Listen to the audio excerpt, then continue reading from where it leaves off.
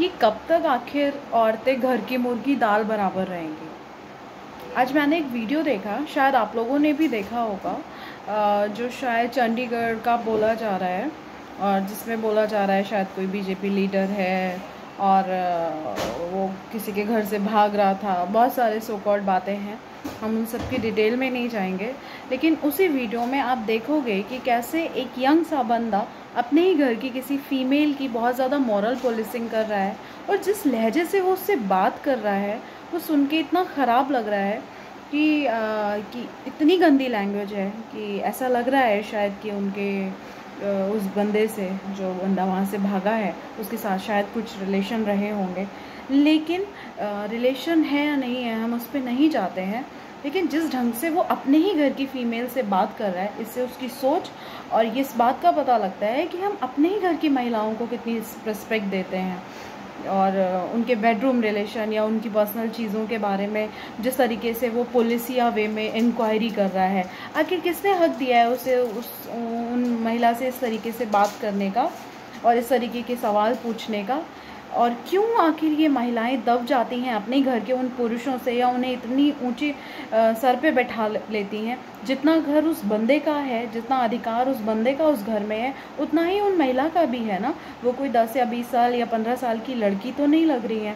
आप जब उस वीडियो का लिंक देखेंगे तब आप देख पाएंगे कि वो अच्छी खासी एक 50 साल की मैच्योर लेडी है, एक मैच्योर महिला है। तो उनके भी कुछ अधिकार हैं, उनका भी कुछ सम्मान है। आप कैसे ऑनलाइन वीडियो बना के उनसे इस तरीके की पुलिसिंग कर रहे हो, इस तरीके की बातें पूछ रहे हो? होते कौन हो आप उनके बेटे हो, आप उनके भतीजे हो, आप उनके भाई लगते हो। सिर्फ इतना ही अधिकार है ना। तो अगर आपका इतना अधिकार है तो उस अधिकार में आपके कुछ कर्तव्य भी आते हैं, आपसे कुछ एक्सपेक्टेशन भी आती हैं कि वो आपके घर की महिला है, और पहला हक आपका उनको रिस्पेक्ट करने का है। पहली रिस्पॉन्सिबिलिटी आपकी है कि आप उनसे इज्जत से बात करें। तो जैसे वो जिस तरीके से धमका रहा है उनसे, जिस तरीके से उनसे बात कर रहा है, उसमें जिस तरीके से वो कोशिश कर रहा है ना कि वो उनको उस बंदे को, जैसे वो उसके आगे प्लीड कर रही है कि he is a nice man, please उसकी ज़िंदगी मौत का सवाल है, बचा लो उसको। और वो उसको जिस तरीके से उस मोमेंट पे प्रेशराइज़ कर रहा है, तो ये बातें बहुत छोटी सी हैं लेकिन ये अनगिनत है। ये कोई एक या दो महिला नहीं फील कर रही है, फेस कर रही है अपनी लाइफ में, अपने घर में। ये हर उम्र और हर तबके की महिला इस तरीके का डोमेस्टिक वायलेंस झेल रही है, देख रही है। डोमेस्टिक वायलेंस सिर्फ पति पत्नी के बीच के थप्पड़ की लड़ाई नहीं है। डोमेस्टिक वायलेंस बहुत तरीके से होता है और बहुत लेवल पे होता है। तो मैं इस तरीके की चीज़ों के लिए भी चाहती हूँ कि इनका विरोध हो, इनको समझा जाए, इनकी इंटेंसिटी समझी जाए कि किस लेवल पे एक मेल पैट्रियार्की जो है, एक जो मेल सोच है पुरुषवादिता की, वो हावी होती है और कितना नुकसान करती है। ठीक है, अगर कोई इशू आपकी फैमिली में रेज हुआ है तो आप ठीक से बैठ के इज्जत से बात करिए। किसने आपको हक दिया है कि उनके पर्सनल इशू को आप पब्लिक कीजिए, उनको डिफेम कीजिए? तो जिस तरीके से एक महिला किसी बाहर वाले पुरुष के ऊपर उंगली उठाती है ना, और पूरा समाज खड़ा होता है, उसी तरीके से मैं चाहती हूँ कि वो फीमेल्स, वो महिलाएं अपने घर में भी इस तरीके के व्यवहार को रोकें, उनको पॉइंट आउट करें और उनको बाहर लाएं और उनका विरोध करें।